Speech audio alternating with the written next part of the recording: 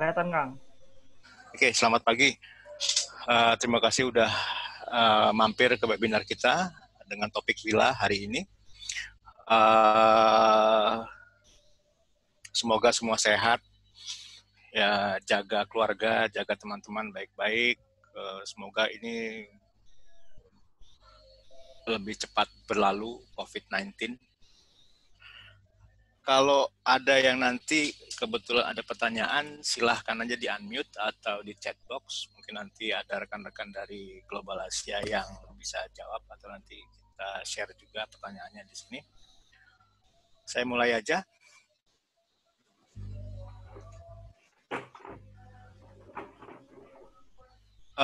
Saya Windy. Sebelumnya saya mau cerita sedikit. Saya kasih beberapa poin-poin yang mungkin nanti bisa jadi eye opener untuk teman-teman juga. Karena Wila sendiri lumayan sedikit teknis, jadi kalau terlalu teknis nanti bosan dan pusing, stres, apalagi COVID begini. Saya kasih beberapa pointer saja. Di masa ini, masa COVID-19 ini, itu dari April saja, sudah di April itu sudah 200 juta viewer YouTube yang masuk, yang nonton. Ini mungkin sudah termasuk teman-teman yang tadinya kerja di kantor, working from home, sambil video call, tapi nonton YouTube juga. Ini ada peningkatan 70 juta hanya dalam waktu 1,5 bulan atau 1 bulan lah, karena dari pertengahan 2020 sampai sekarang April. Ini dahsyat sekali.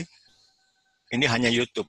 Mungkin teman-teman ada preferences video streaming yang lain, itu yang baik yang Netflix ataupun iFlix itu belum termasuk di sini. Jadi bayangkan sekian banyak orang ada di rumah, mereka akhirnya pakai internet, streaming lah, gaming lah, e-sport dan lain sebagainya. Kemudian hanya di Maret dan April saja ada 155 juta lebih cyber attack. Ini karena balik lagi banyak yang masuk ke internet maupun secure unsecure, jadi ada kemungkinan dan ada potensial attack yang dipakai sama teman-teman yang mungkin mencari keuntungan dari situ. Itu peningkatan cukup signifikan. Kemudian ada satu lagi ini yang sebetulnya hampir semua dirasakan. Internetnya down terus. Dalam Maret dan April itu ada peningkatan sampai 5 kali lipat. Putus. Ini barusan juga saya tadi masuk jam 9:30 putus. Terus nunggu 10 menit baru connect lagi. Dan ini dalam hari-hari biasa bisa 5-6 kali. Ini mungkin teman-teman juga merasakan hal yang sama. Karena tadi semua seolah-olah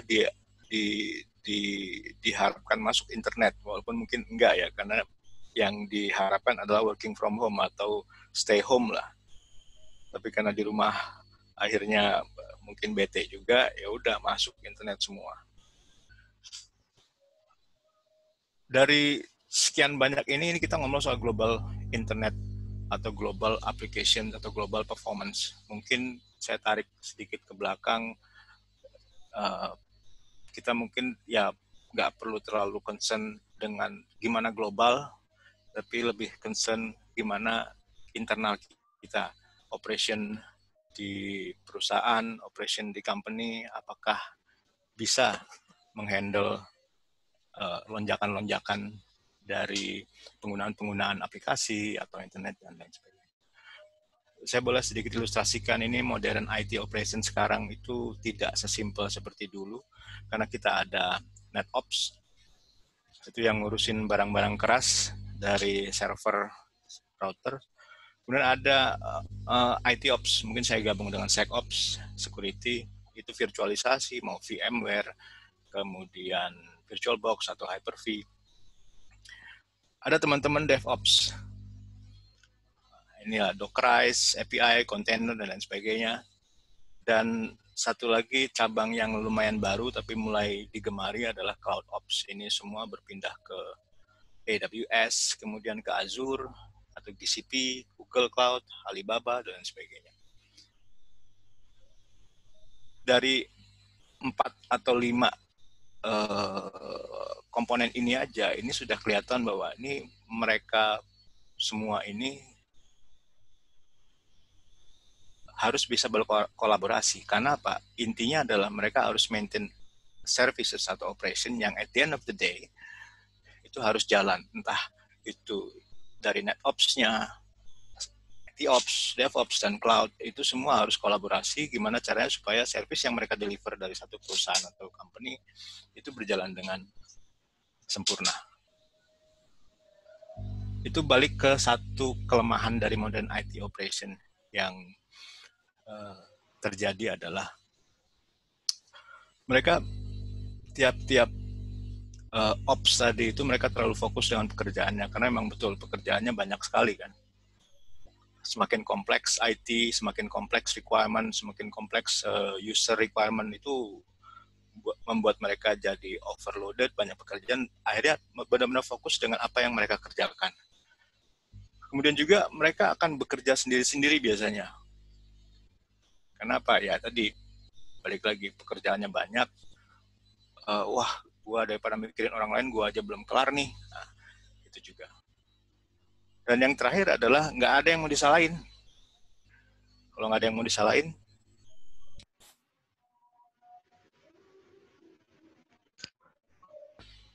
Halo, terus yang salah Pak Windy? siapa?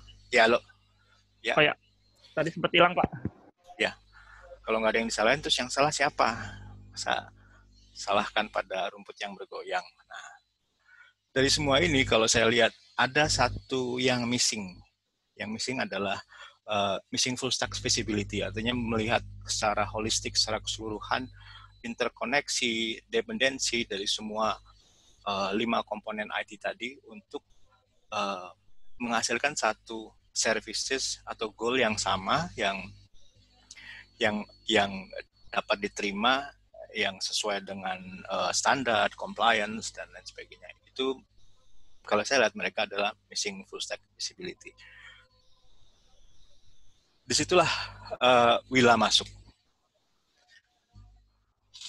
Willa adalah satu monitoring dan analitik untuk keseluruhan application centric infrastructure, karena at the end of the day semuanya adalah mengenai aplikasi, mengenai service yang dideliver kepada customer, baik internal customer maupun external customer. Kenapa saya bilang application centric? Karena memang Willa kekuatannya adalah di application centricnya. Dan Willa adalah monitoring dan analitik. Jadi mungkin persepsinya bahwa Willa adalah tools untuk monitoring dan analitik, bukan remediasi. Kalau remediasi itu next step-nya. Karena sebelum kita masuk ke remediasi atau misalnya memperbaiki sesuatu, kita mesti tahu masalahnya di mana sih? Apa sih masalahnya? Kita nggak bisa tiba-tiba perbaiki sesuatu tanpa tahu masalah di awalnya apa. Willa punya 4 distinct core benefits. Itu planning. Willa bisa planning, migrations, upgrade planning, semua dari data center atau hanya server atau segala macam, itu kita bisa masuk ke stage planning. Kemudian Willa juga resolving dari bottlenecks atau performance service yang turun, yang tadinya service-nya misalnya web service-nya bagus nih, terus tiba-tiba kok overtime kok turun, kemudian masalahnya di mana. Yang ketiga adalah right sizing. Ini kalau ketemu teman-teman finance senang banget ini.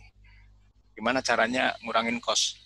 Karena kadang-kadang seperti Pak Jati tadi bilang, developer bilang bahwa saya butuhnya 10 core deh. Padahal setelah dipakai ternyata kepake 3 core aja enggak. Nah, berarti sebetulnya ada selisih, misalnya 7 core yang enggak kepake. Nah, selisihnya itu adalah cost yang sudah dikeluarkan. Kalau misalnya kita bisa tahu bahwa kita hanya butuh 3 core, kita tidak perlu spending sampai 10 core. Balik lagi itu reduce cost. Yang terakhir adalah threat detection. Yang tadi slide awal saya bilang bahwa ada 150 juta lebih global attack. Itu gimana caranya kalau misalnya kita tidak mempersiapkan diri bahwa kita tahu itu adalah threat atau ancaman atau itu adalah vulnerability di jaringan kita, di network kita, di aplikasi kita. Nah ini Wila ada satu modul untuk security yang nanti teman-teman bisa lihat bagaimana holistiknya, bagaimana keseluruhan atau overview-nya dari satu data center, satu server atau satu operation IT itu bisa dilihat celahnya di mana. Ini tadi 4 core benefit Wila. Terus apa sih yang bikin Wila unik? Wila kita bisa deploy di kurang dari sejam, nggak ada hardware. Jadi kalau misalnya teman-teman mau nyoba, kita ada 30 hari trial, tinggal nanti hubungi Pak Jati, kita coba deploy aja. Trial pastinya free, no string attached, coba dulu, karena kalau misalnya dicoba cocok, silahkan, kalau nggak cocok, nggak apa-apa. Kemudian agentless dan automated application dependency mapping. Agentless, kalau mungkin solusi-solusi lain, kita harus install agent ya di setiap servernya. Misalnya kalau saya misalnya punya 100 server, oke, nggak usah 100. Saya punya 20 server, saya mesti install 20 agent di server-server itu. Wah, itu pekerjaan yang lumayan itu. Belum lagi kalau misalnya ada server baru, saya mesti install. Atau servernya down, wah saya mesti install agent lagi. Di Wila agentless, dan automatic mapping adalah interkoneksi dependensi. Jadi misalnya ada satu web server bergantung dengan SQL, nah itu kita bisa lihat ketergantungannya di mana. Simpel itu. Kemudian ini yang saya sebut sekilas tadi, correlated. Jadi pada saat kita bisa lihat satu dashboard Wila atau satu sistem itu, kita bisa lihat hubungan antar sistem, hubungan antar tadi yang saya sebutkan kayak DevOps, IT Ops, Cloud Ops, NetOps, itu hubungannya pada satu masa, satu waktu, itu semua akan terlihat relasinya. Ini yang solusi lain agak susah adalah kalau misalnya mereka mau lihat, oh server ini server aja, nanti mau lihat router aja. Nah itu yang akan banyak pekerjaan sebetulnya. Kemudian cyber threat monitoring itu langsung kita bisa lihat proaktif apakah ada threat atau outbound, inbound traffic. Kadang-kadang kalau sudah lumayan kompleks satu data center, kita nggak tahu ternyata ada beberapa server di dalam atau misalnya ada beberapa services yang mengontak keluar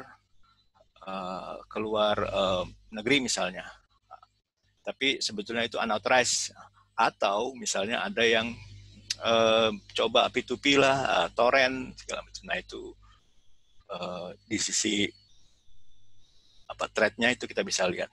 Karena kalau misalnya karena torrent biasanya kan portnya dynamic, jadi kalau misalnya kita block by port susah.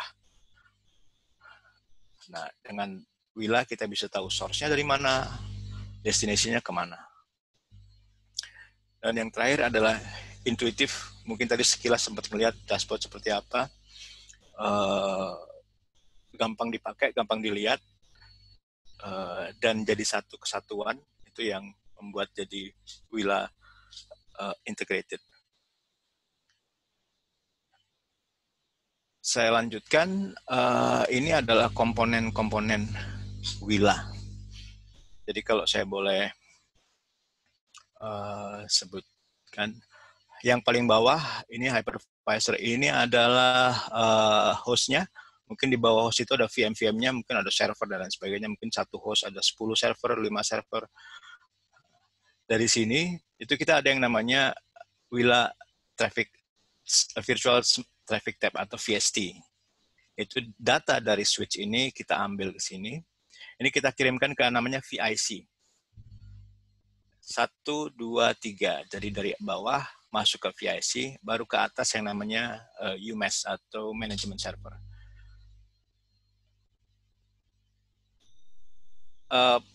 topologi seperti ini atau arsitektur seperti ini memang didesain supaya load dari pekerjaan yang di bawah sini itu tidak langsung ke atas. Karena bayangkan kalau misalnya di bawahnya ini ada 10 host, kalau satu hostnya 10 server, ada 100 server, itu dikalikan sekian banyak bandwidth traffic langsung masuk ke UMass.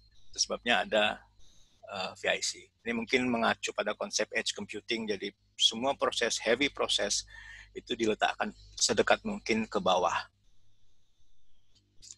Selain dari ini distributed switch atau vSwitch, atau teman-teman mungkin VMware atau Hyper-V sering lihat ini adalah virtual switch, kita juga bisa physical switch. Jadi misalnya seperti biasa server fisik server di stacking, kemudian dia dikonekin ke satu TOR atau top of the rack switch. Nah, kita monitor di sana, kita akan dapat semua data dari physical switch, server biasa, legacy server. Jadi bila bisa server biasa atau legacy server tanpa virtual atau virtualisasi. Dan satu lagi sebetulnya ada cloud based. Jadi kalau misalnya teman-teman punya AWS atau GCP atau Azure, itu kita bisa konekkan sekaligus. Ini sekilas saja. Mungkin ada pertanyaan. Kalau tidak, boleh saya lanjutkan. Ya, rekan-rekan sekalian, apabila ada pertanyaan sebelum Pak Windy melanjutkan, silakan aja ditanya aja, dikorek aja sedetail-detailnya. Pak Windy siap untuk menjawab. Dan ada pertanyaan rekan-rekan?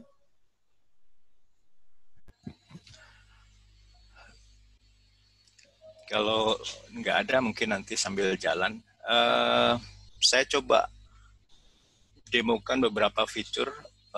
Semoga waktunya cukup karena lumayan banyak dan lumayan komprehensif dan detail.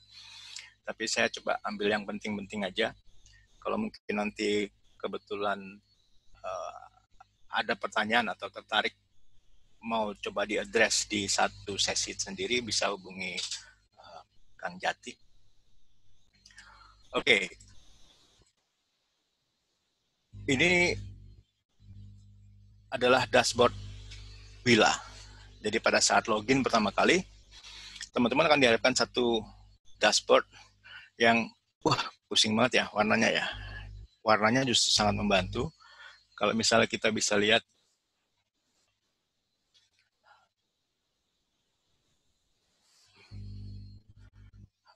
kita punya menu sebelah kiri ini, kemudian ini menu utama, kemudian di atas ada timeline. Timeline itu sebetulnya kalau kita bilang time travel nih, karena pada saat dimanapun juga dia dalam waktu 24 jam ini, kita bisa melihat langsung keadaan satu aplikasi atau satu health atau performance dari si data center dan lain sebagainya yang dalam satu network, teman-teman. Jadi kalau misalnya dilihat di sini kita ada application performance yang di atas, di bawah ada CPU health, bawahnya lagi memory health, storage health, network health. Itu sama persis seperti yang di bawah sini.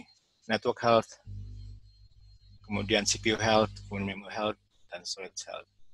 Nah, goalnya adalah gimana caranya supaya bikin semua hijau. Kalau semuanya hijau, berarti aman semua.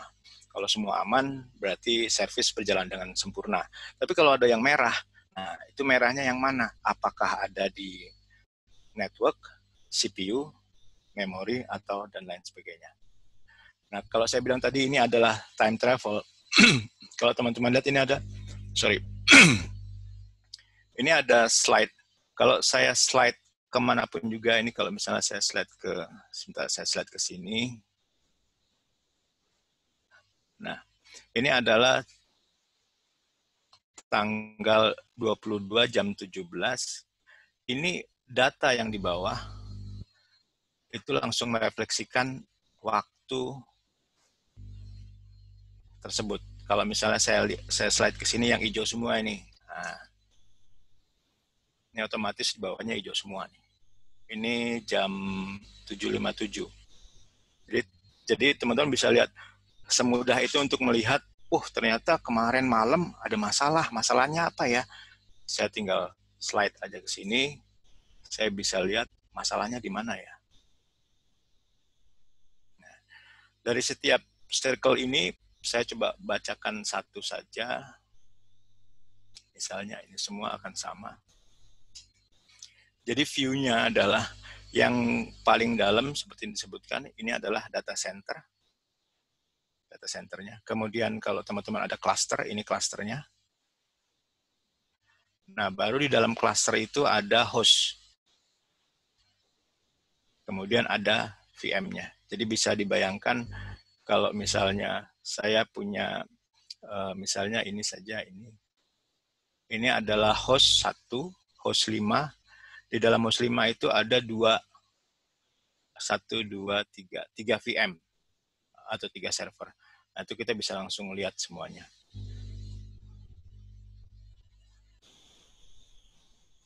Saya minimize dulu. Oke. Jadi pada saat login pertama, semua bisa lihat, oh mana sih yang error, mana sih.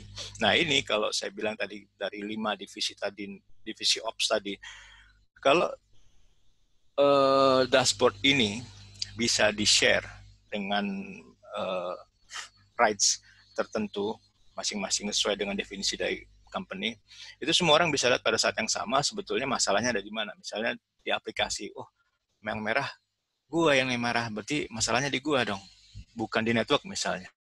Misalnya di aplikasi yang merah, misalnya. Networknya hijau misalnya. Itu jadi tanpa salah-salahan, kita bisa tahu sebetulnya yang perlu diperbaiki yang mana. Kalau saya boleh sebentar. Oke, saya sekilas saja scroll sebelah kiri. Saya ada performance, security, dependency mapping. Ini ada security, ada infrastructure. Saya mau coba jelaskan sedikit mengenai dependency mapping.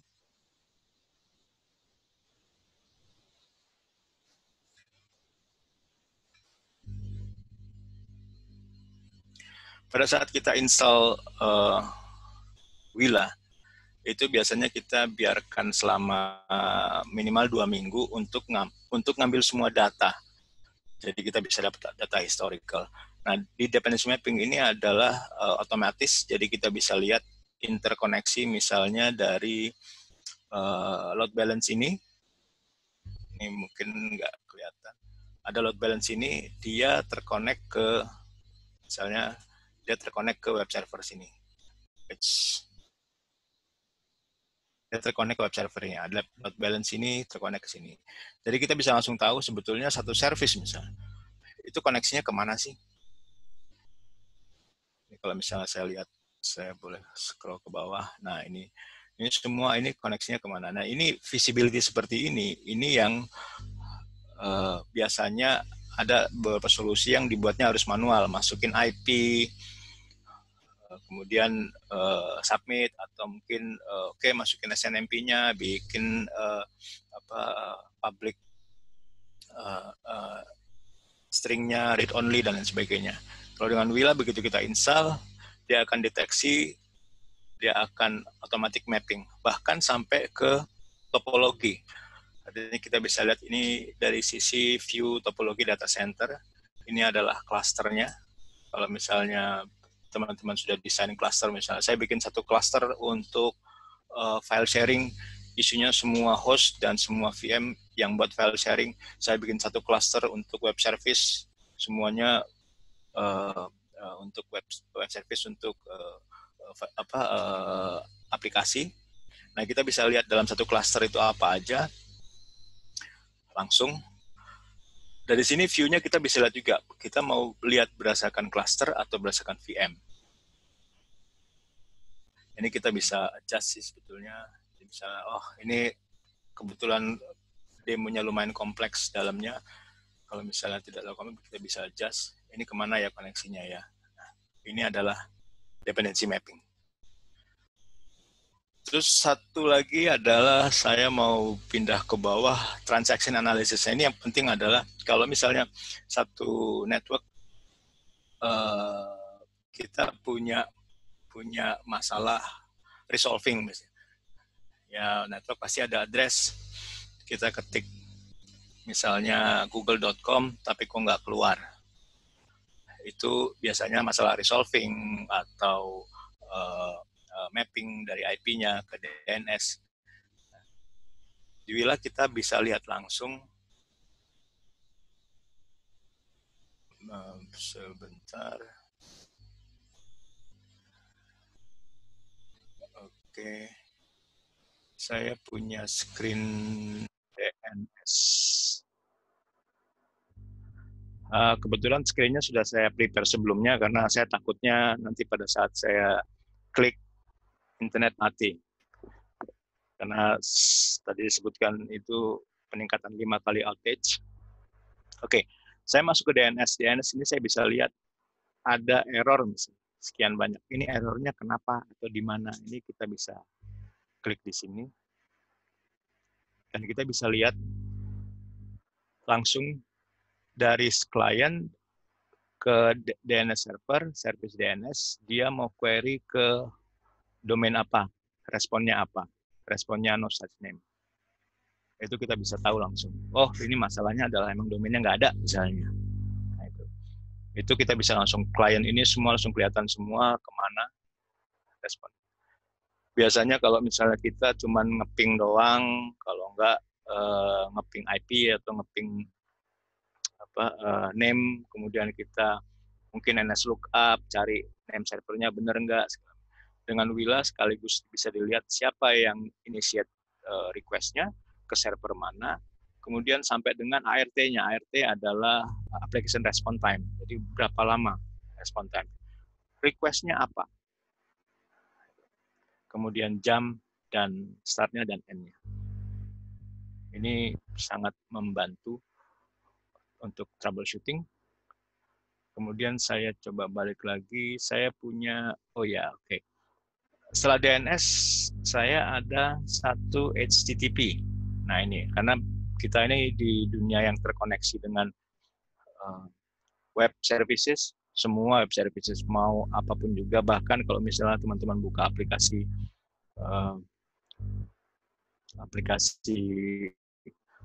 Gojek pun itu, atau Tokopedia, di dalamnya itu pasti mereka transportnya pakai HTTP.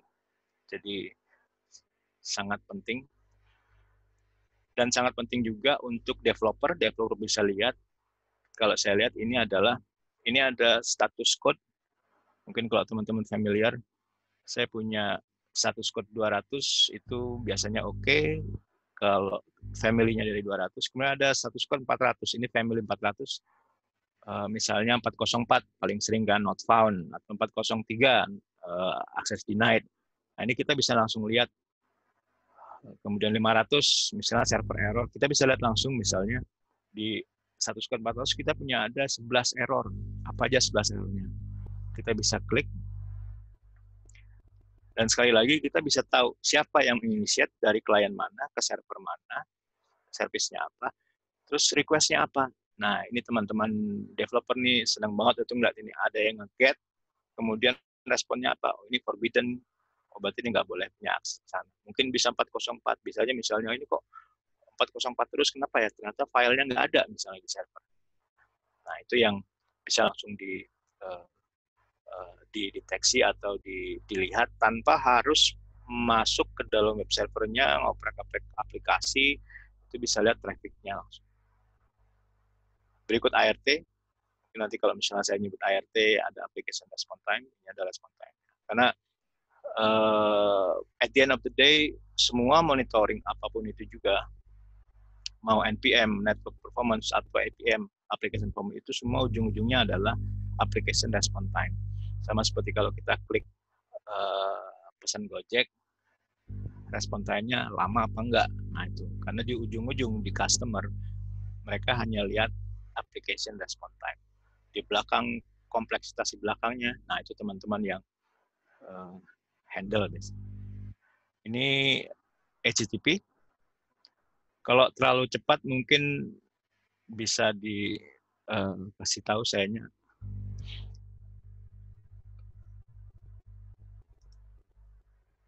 Sebentar. Kemudian saya masuk ke oke, sekilas saya punya di menu sini, saya tadi DNS sudah, DTP udah, database juga sama. Nanti bisa lihat misalnya siapa yang filtering query atau misalnya select, itu semua kelihatan semua. Kemudian service grouping, sekilas saja saya kasih. Jadi kalau misalnya dengan kompleks ini, mungkin teman-teman bisa buat misalnya, untuk si developer, saya buatkan grup berdasarkan servernya aja. Nah, ini kita bisa buat. Kalau ini load balancer ada 6, ini load balancer hanya dilihat sama NetOps misalnya.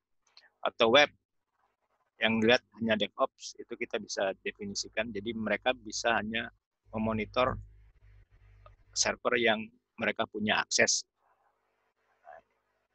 Ini service grouping. Kemudian saya jump ke infrastructure, ke sini. Ini 5 menu ini salah satu juga kekuatan daripada Wila. Kalau saya masuk ke network analysis ya. Network analysis, oke. Saya masuk ke network analysis. Di sini teman-teman bisa langsung lihat sebetulnya data itu di dalam data center atau server baik on-prem maupun di cloud itu larinya kemana aja sih. Kalau saya bisa lihat dari awal, ini dari Tor switch, dari atas misalnya, dari Tor switch, dia akan masuk ke host, kemudian distribusi melalui virtual switch, dari virtual switch dia ke port group, misalnya port group ini, port group finance, port group HR, dan lain sebagainya. Baru dari port group ini disebarkan ke aplikasi-aplikasinya ini, ke VM-VM-nya. Mungkin kelihatan ada yang MySQL, ada yang database. Dan line atau garis di grafik ini menunjukkan besaran daripada datanya. Jadi kalau kita lihat, wah ini kecil-kecil semua, udah biarin aja misalnya. Tapi kita bisa lihat ini kenapa besar. Kita bisa lihat di sini. Kita bisa hover. Setelah kita hover, kita bisa lihat traffic-nya. Ini mungkin saya sedikit zoom. Servernya apa, memori berapa, kemudian total traffic-nya berapa. Ini 1,5 GB. Dan aplikasi yang pakai apa aja. Ini sangat membantu kalau misalnya kita mau melihat mana nih traffic-nya yang besar. Atau misalnya kita mau lihat dari sisi yang kecilnya nih ada server ini misalnya. Nah, kita bisa lihat langsung traffic flow-nya. Ternyata menghabiskan berapa bandwidth, kemudian sampai respon time-nya. Ini detail sekali. Jadi ini satu tools yang kalau pakai, biasanya kalau satu solusi yang saya tahu itu mereka pakainya drop down, mereka select dulu, select, baru apply, baru dapat display-nya. Kalau ini kita intuitif, jadi langsung mau dilihat kemana aja, dia langsung kasih tahu berapa total byte-nya dan berapa arah kemana. Kemudian satu lagi network conversation. Ini yang mungkin juga penting, terutama kalau misalnya ada yang sudah migrasi ke cloud, kemudian traffic ingress outgress-nya berdasarkan pay per use ya. Jadi semakin besar traffic, bayar semakin mahal. Nah, cuman kan apa aja, kemana aja ya. Nah, itu yang kadang-kadang susah melihatnya. Dengan ini kita bisa lihat, misalnya saya bisa lihat ini, saya ambil satu aja, misalnya yang ini aja lah.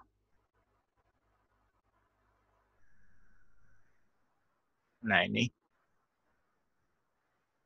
jadi saya bisa lihat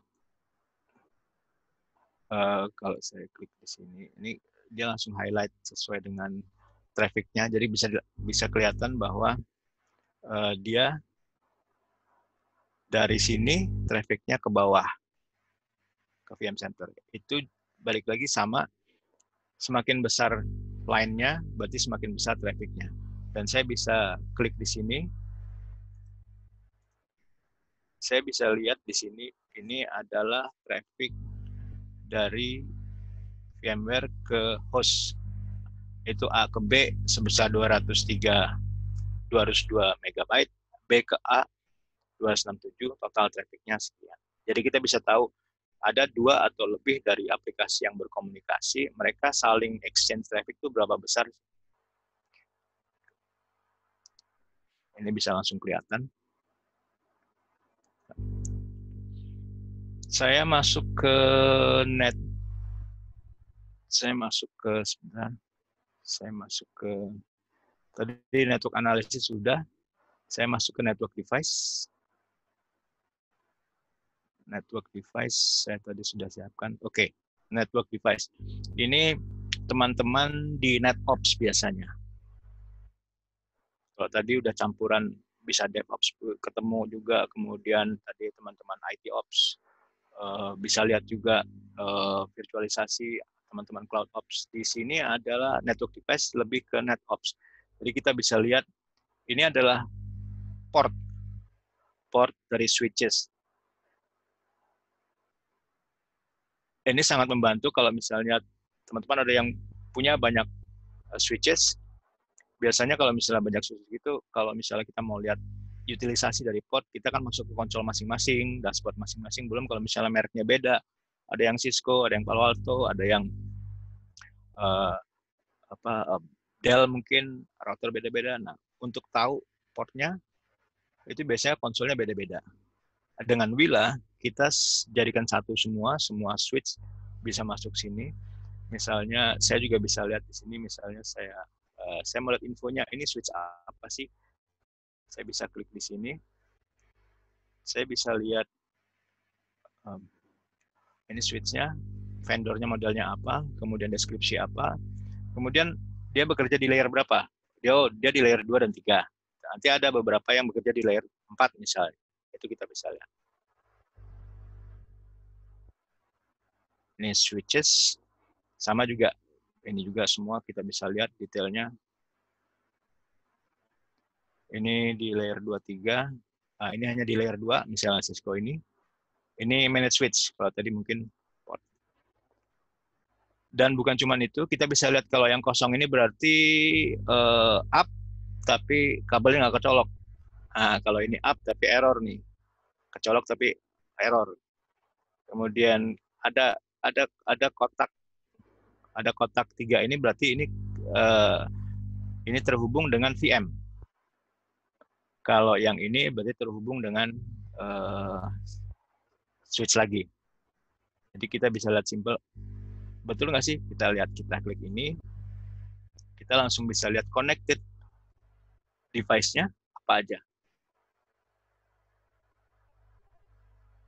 Nah, ini adalah semua VM terhubung di switch ini. Dan health-nya dan sebagainya. Jadi nggak perlu kemana-mana, nggak perlu login ke konsol yang berbeda, kita bisa langsung lihat apa yang terjadi di switch-switch kita, baik virtual maupun physical. Kemudian saya pindah ke CPU analysis. Kalau tadi network analysis mengenai traffic di jaringan, network device mengenai tadi switches atau bisa router. Kemudian kalau CPU, kita bisa melihat CPU. Saya punya CPU.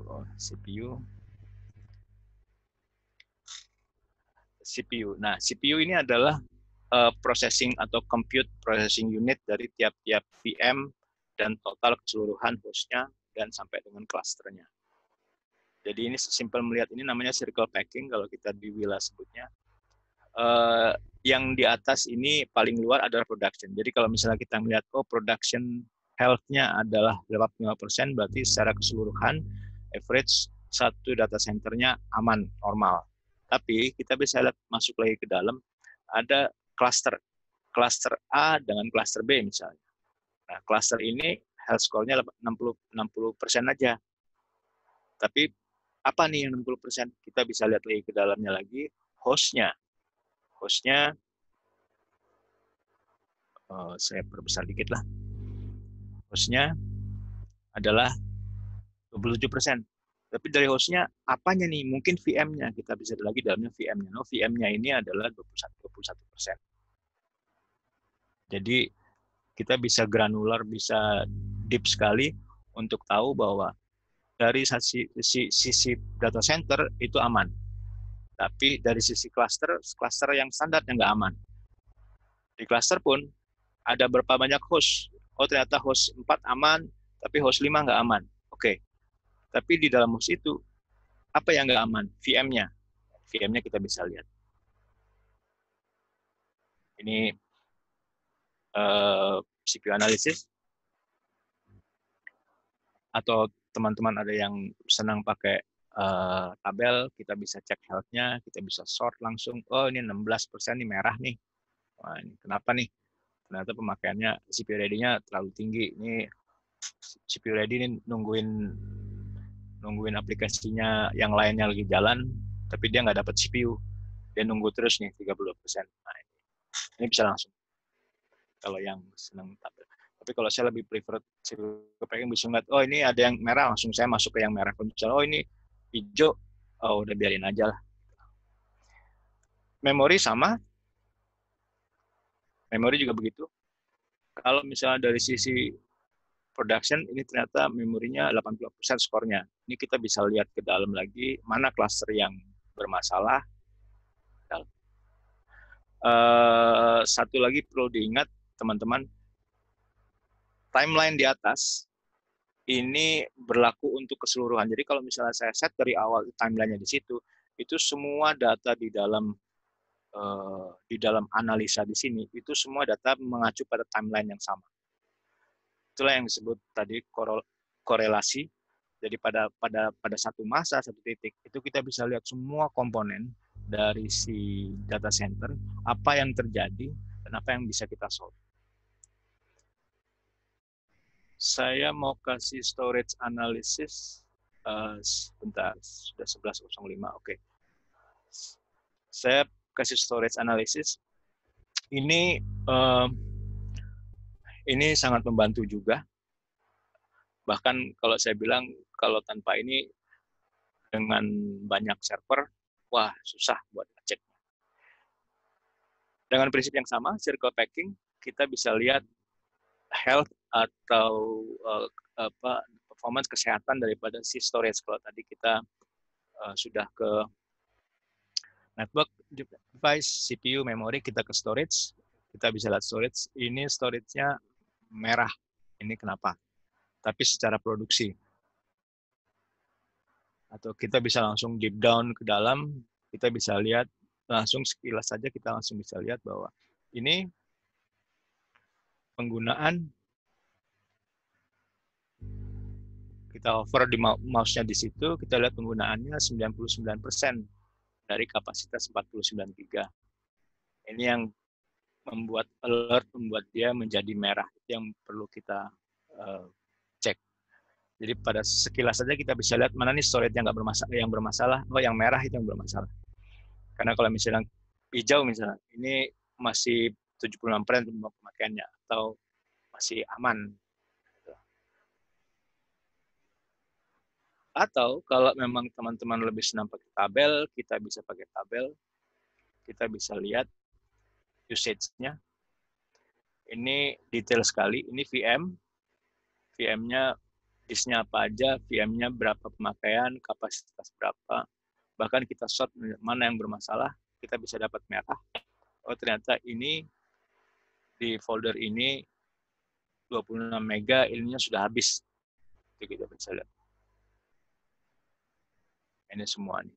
Sampai root foldernya kita bisa lihat, bisa tahu kalau yang slash kebetulan Linux, yang C ini Windows, berarti itu kita bisa langsung lihat semua. Nah ini view atau misalnya display seperti ini kalau manual, saya yakin akan sangat pusing ini untuk mencari mana yang kira-kira mesti ditambah hard disknya, mana yang mesti mana yang nggak kepake hard disknya. Dengan begini kita bisa lihat langsung kapasitasnya. Kemudian saya maju lagi ke start browser. Ini sekilas saja.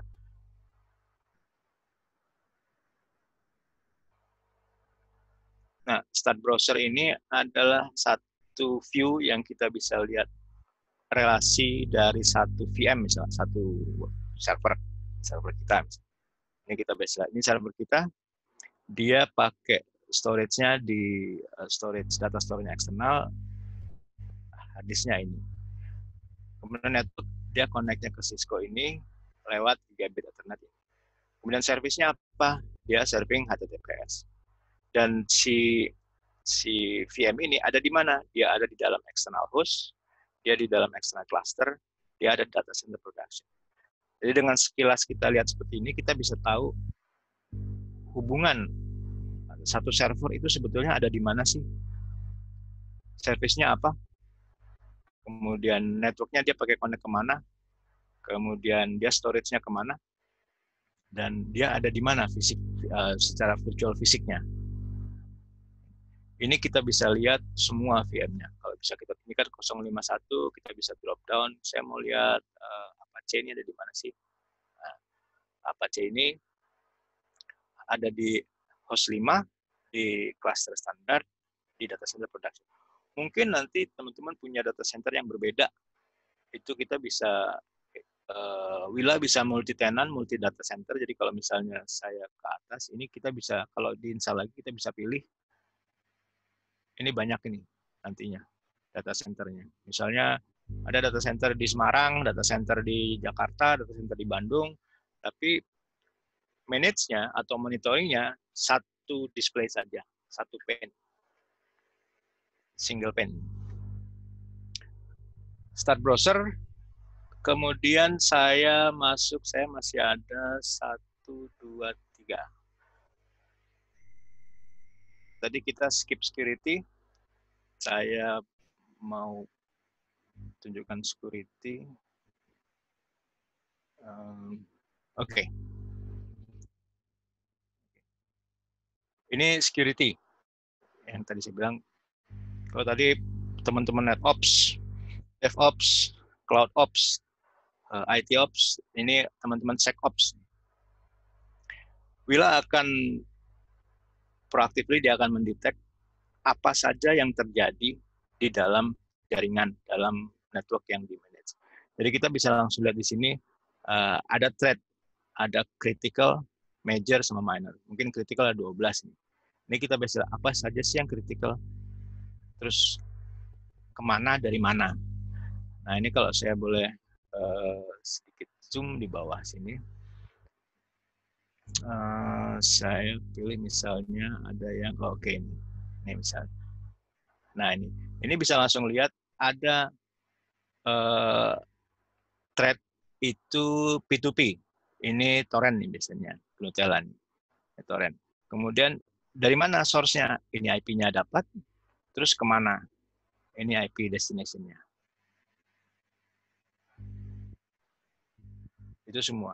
Dan bukan cuma kita lihat aja, seperti ini ada beberapa, misalnya ini ada yang SSH scan, kemudian ada yang sebentar mana ya, ada yang traversal. Saya pernah mendapatkan di satu tempat yang saya install itu ada yang mining, ada yang Bitcoin mining. Nah itu kan nggak ketahuan kalau servernya udah banyak, ternyata ada yang mining di dalam. Nah, ini ada yang TFTP. Saya bukan cuma hanya kelihatan aja, saya bisa klik ini, misalnya ini kan tadi P2P, saya bisa klik ini, saya bisa analisa dari mana ke mana, kemudian source-nya apa,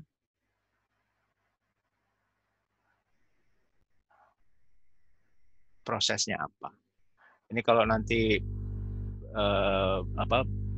datanya muncul semua, bisa ketahuan proses apa yang menjalankan itu. Nah, itu bisa ketahuan.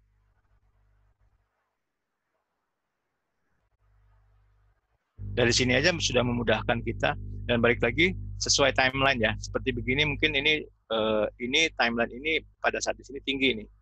Mungkin ada di masa-masa timelinenya mungkin di waktu ini, ini cuma 5 misalnya gitu.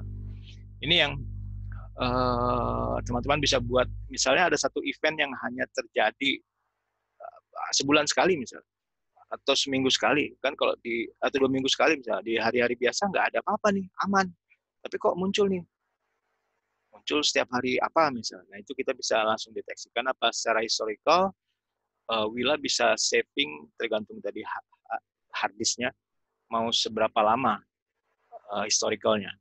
Itu juga untuk keperluan audit, keperluan IT audit, IT investigate, forensik, itu juga bisa. Exfiltration map. Ini yang tadi saya sebutkan, kita bisa tahu dari dalam itu ada traffic kemana aja. Ini kan traffic keluar, misalnya. Ini trafficnya NTP, oke lah, kalau NTP nggak apa-apa, mungkin dari server dalam dia mengconnect ke server time ya, itu mungkin aman, nggak apa-apa. Dan kita bisa lihat juga di sini berapa kali ke negara mana traffic dari dalam. Mungkin teman-teman ada yang peningkatan traffic ke Cina misalnya, pada saat COVID ini, mungkin penyebaran COVID melalui internet, bohong sih itu, hoax itu. Atau betul-betul traffic yang legal, misalnya ada server yang patching, dia ngambil patch setiap hari Selasa ke Microsoft misalnya, itu kita bisa lihat, oh ini aman misalnya. Coba saya lihat ada nggak traffic patching ke Microsoft ya. Oh ini ada nih. Nah, misalnya ini.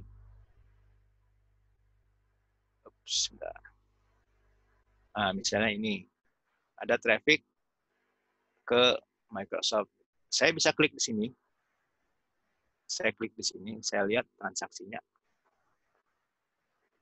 Ngapain sih ngontek-ngontek Microsoft? Oh, karena ini adalah HTTP secure, jadi kita tidak bisa lihat request-nya. Tapi kita bisa lihat bahwa ini dia akan ngontek ke server-server ini nih. Itu sampai sedetail itu.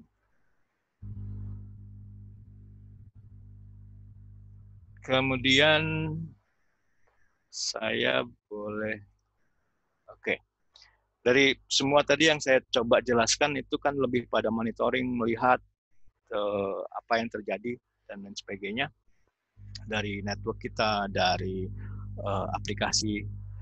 Tapi ada satu fitur yang betul-betul Willa desain adalah root cause. Kalau tadi saya bilang ada PROS, jadi PROS itu plan, resolve, optimize, dan secure. Pada saat resolve PROS itu ada, saya bilang tadi, root cause analysis. Kalau tadi kita lihat, kita bisa tahu masalah di mana, tapi secara manual. Manual artinya kita bisa lihat, oh masalahnya ini, disknya kurang, disknya CPU-nya kurang, memori kurang, itu kita bisa lihat secara manual, karena dari data yang sudah ada. Tapi Willa, dia maju satu langkah lagi, dengan analitiknya kita bisa lihat, misalnya saya mau lihat ini aplikasi merah nih. Saya klik ini. Nah, di sini ada, saya bisa langsung tahu yang merah adalah MySQL karena ART-nya tinggi, misalnya 330. Ada root cause analysisnya, kalau saya klik di sini,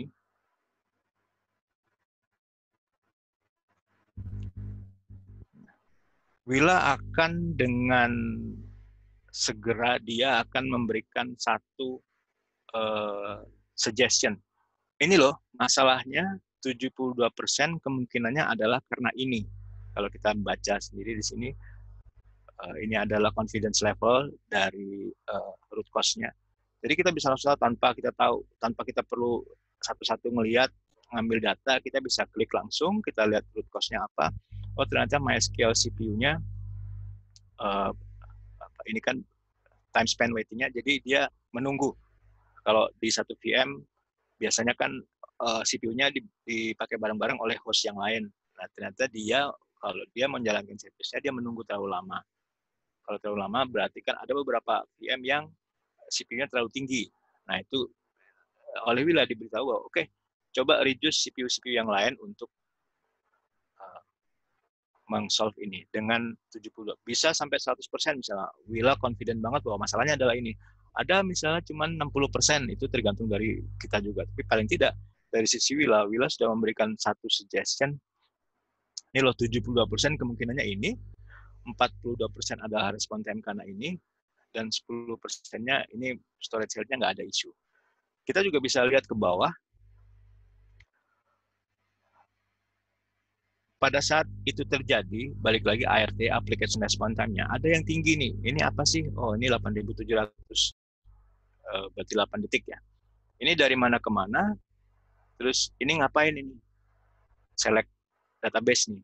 Nah, ini kita bisa juga DevOps bisa lihat. Oh, ternyata pekerjaan select ini yang membuat CPU terlalu tinggi sampai 8 detik sendiri. Itu bisa buat satu solusi buat DevOps-nya. Oke, terakhir saya mau coba kasih dari semua sekian banyak tadi, kita sudah cover tadi planning, resolving, kemudian cyber threat tadi secure, kemudian saya mau coba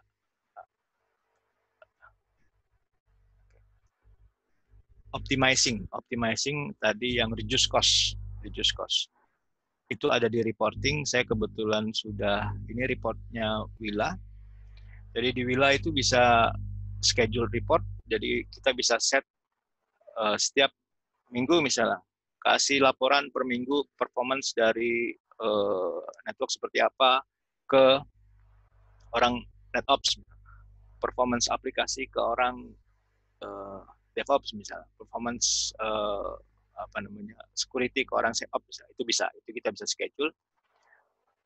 Tapi untuk keperluan optimizing, saya kebetulan sudah download, ini bisa create kan di sini, jadi tinggal create aja new report. Mungkin saya nggak terlalu dalam, saya bisa lihat performance, saya bisa create tanggal berapa sampai tanggal berapa.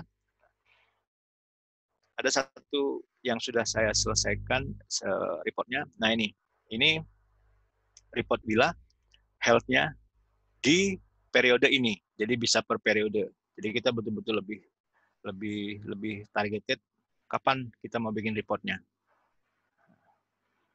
Yang untuk optimizing, saya boleh, ini untuk health semua.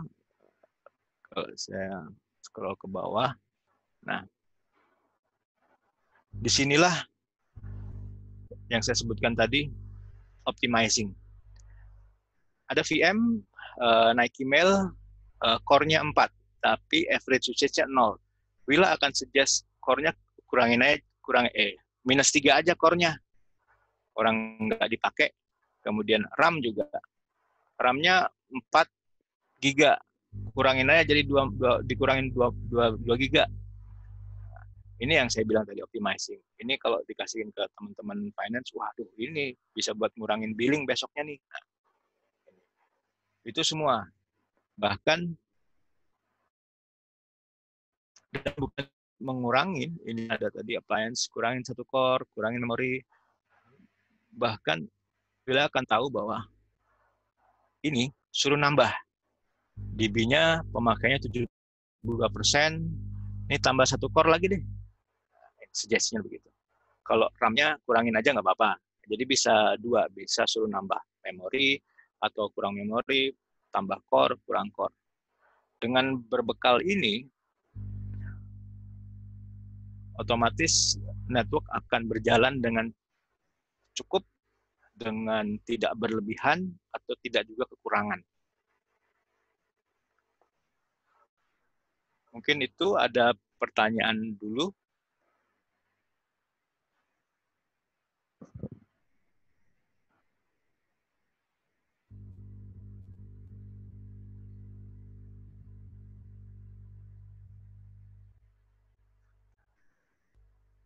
Kang Jati? Sorry, lupa di unmute.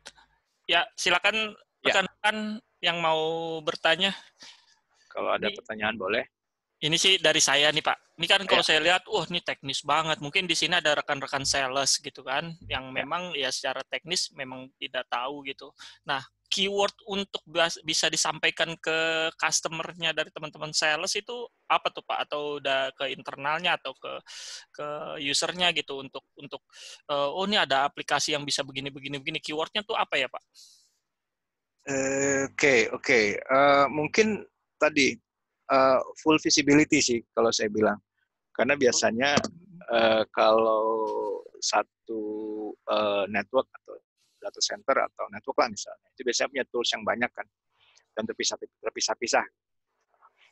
Nah, dengan Wila kita bisa punya satu tools yang bisa mengcover keseluruhan. Mungkin itu keywordnya sih. Makanya bisa lihat full visibility hanya dalam satu pane, satu single dashboard. Mungkin itu.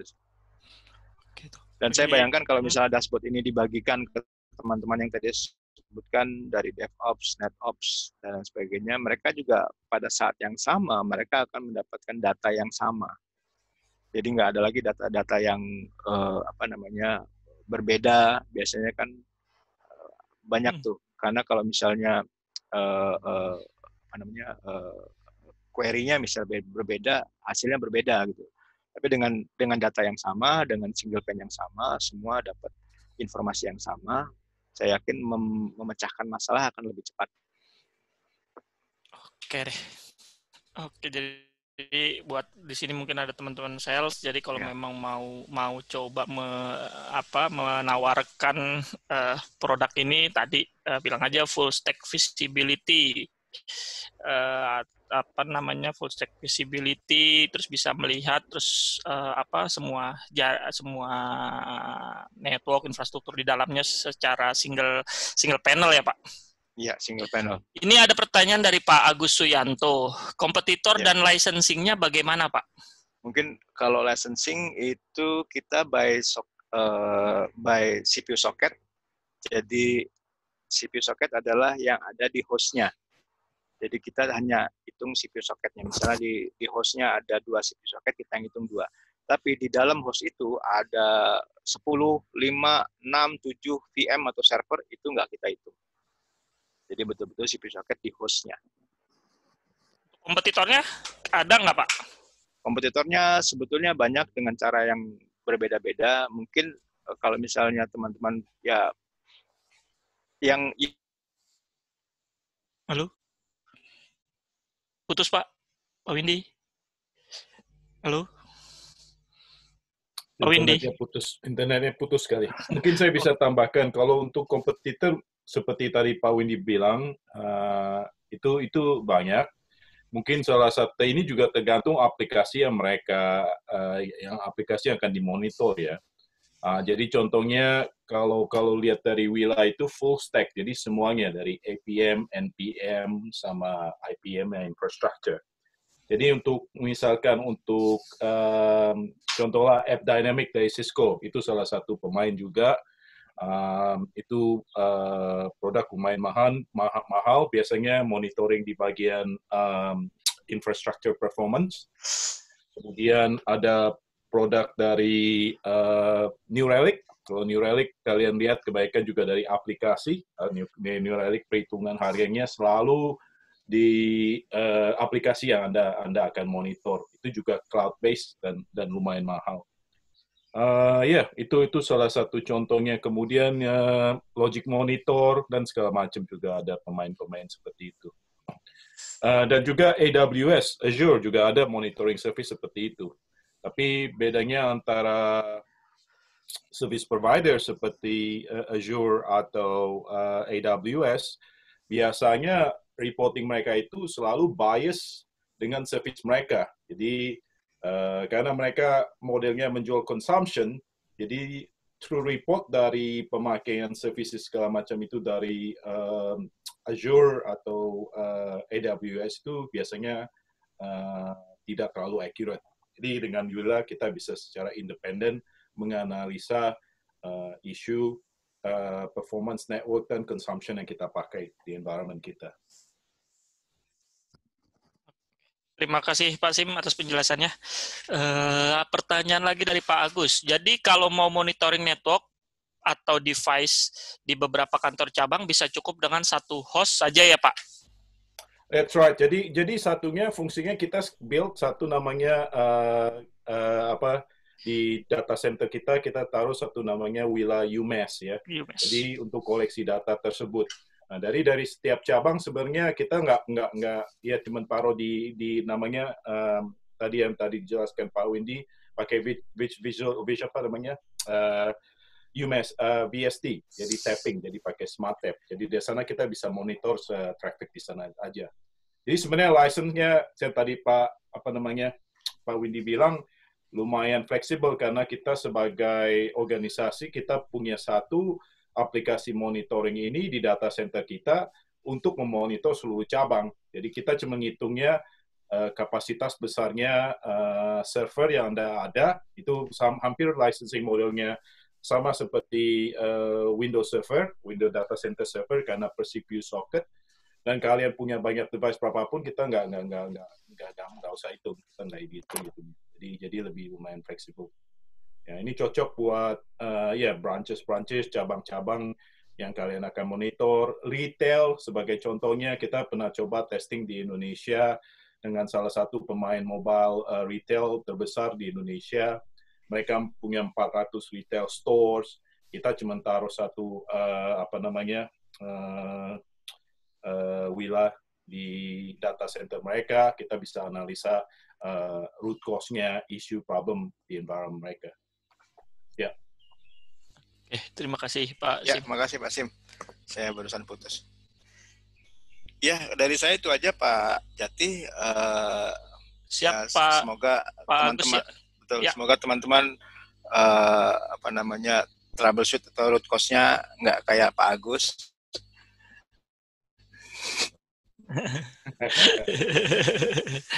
Ya, Pak Agus, siapa? Kalau memang dibutuhkan sesi khusus untuk lebih detailnya nggak apa-apa, kontak saya aja Pak. Nanti kita atur untuk mungkin kalau memang kondisinya masih seperti ini kita bisa lakukan dengan Zoom meeting ini atau dengan alat conference yang lain. Silakan kita siap untuk support ke customer Bapak untuk menjelaskan Willa lebih detail lagi. Ya. Kalau kebetulan namanya Pak Agus Suyanto ya Pak, tapi yang di screen bukan Pak Agus loh Pak. Pas kebetulan sama ya. Kebetulan sama Pak.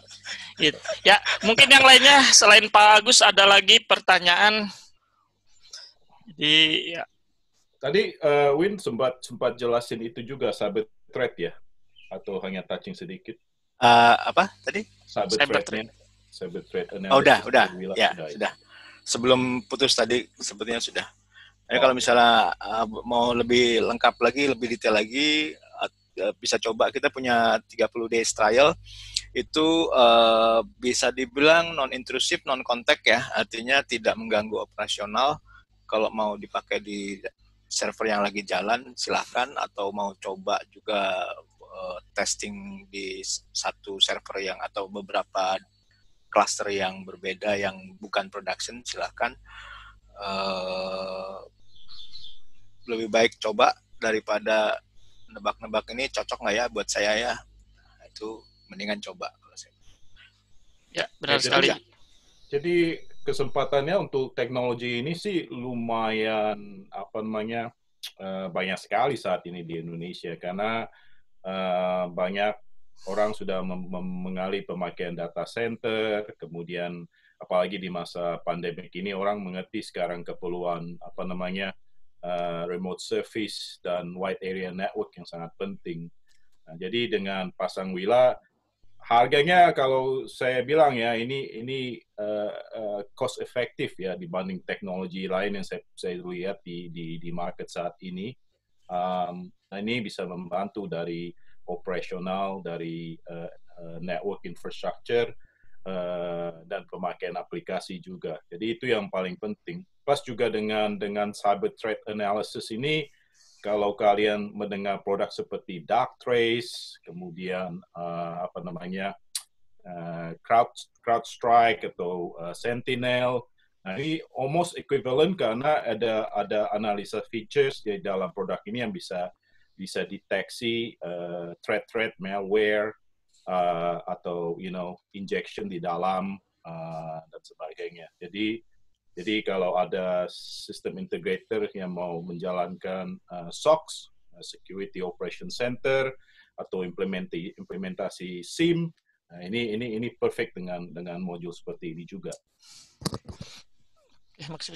Jadi ini ada pertanyaan dari Pak Agus, trial apps-nya bisa di-download di mana ya Pak?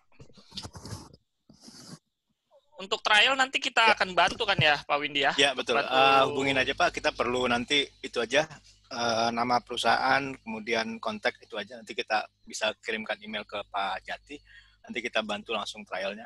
Trial kita akan bantu instalasi, kita akan bantu review Pak. Ya, seperti itu Pak Gus. Terus ada pertanyaan nih dari Ibu atau Bapak nih, Monique Lee, untuk license yang untuk license-nya hitungannya seperti apa? Apakah tergantung host atau device yang akan dimonitoring? Lalu software ini berarti bersifat subscribe atau perpetual? Lalu untuk after sales-nya seperti apa jika ada problem? Ya, untuk license tadi saya sempat sebutkan itu CPU socket, jadi hanya di host-nya saja yang dihitung. Kalau di hostnya ada 2 atau 3 atau 4 soket CPU, itu yang dihitung jumlahnya. VM di dalam hostnya itu tidak terbatas, terserah, unlimited. Kemudian network device juga unlimited, misalnya Cisco router atau apapun juga device yang ada SNMP misalnya, atau WMI itu unlimited juga. Jadi lebih fleksibel. Kemudian kita ada perpetual, ada subscription. Untuk supportnya kita dari sisi kita dari Global Asia kita punya professional support juga. Jadi silakan aja nanti Pak Jati mungkin lebih jelasnya bisa berkomunikasi dengan Bu Michelle ya. Bu Monique ya. Ya. Oke. Produk ini juga sebenarnya, kalau kita bilang set and go ya. Kalau soal rusak sebenarnya nggak bakalan rusak ya, karena settingnya di dalam virtualisasi dalam VM. Jadi yang penting ini biasanya kita udah supply juga dengan customer di Indonesia, MSIG Sinarmas. Mereka pakai udah hampir 2 tahun sekarang ini. Kita nggak pernah dengar kabar lagi dari mereka karena once you install itu jalan dan kamu bisa analyze traffic secara daily basis. Jadi yang penting hanya perlu professional service seperti tadi Kang Windy bilang, orang-orang yang mengerti untuk membaca data-data dan betul. Ya itu informasi yang tadi Pak Windy jelaskan di sana, karena orang awam mungkin nggak bakalan ngerti itu traffic apa yang masuk ini kemana-mana karena orang network seperti Pak Windy ini yang diperlukan. Kita kebetulan juga install di Bareskrim di cyber, jadi kita install di sana, kita bisa lihat traffic inbound, outbound, beberapa thread juga yang masuk ke cyber Bareskrim, itu juga buat kita satu hal yang sangat membanggakan ya, karena bisa dipakai oleh mereka. Apalagi itu kan sumbernya semua security problem ya, baik cyber maupun hoax itu, kemudian hacker dan lain sebagainya. Itu aja dari saya. Oke. Menarik nih, kalau di sektor finansial seperti banking, apakah sudah ada yang pakai? Kalau ini kita baru MSIG lah, MSIG insurance ya, insurance. Semi financial. Tapi kita sudah propose beberapa banking sector juga, tapi Ya, karena produk ini baru kita bawa dari tahun lalu ya. ya. Jadi ini masih misi kita untuk mengembangkan market di Indonesia saat ini. Karena pas ketemu COVID juga ada beberapa POC yang sudah tertarik banking, tapi karena terhambat itu bukan dari sisi kita. Balik lagi kalau misalnya banking kan sangat secure ya, kita nggak bisa remote ke dalam, kita harus secara fisik datang ke data center, itu yang menghambat POC kita kemarin. Kalau kebetulan teman-teman perusahaan membolehkan untuk remote, mungkin akan bisa lebih cepat sih. Correct. Ya. Ya, jadi kami mau minta bantuannya rekan-rekan lah kalau ada opportunity segala macam, ya kita ya pasti tertarik lah untuk membantu, karena feedback overall dari semua yang kita udah presentasi, mereka kagum so far. You know.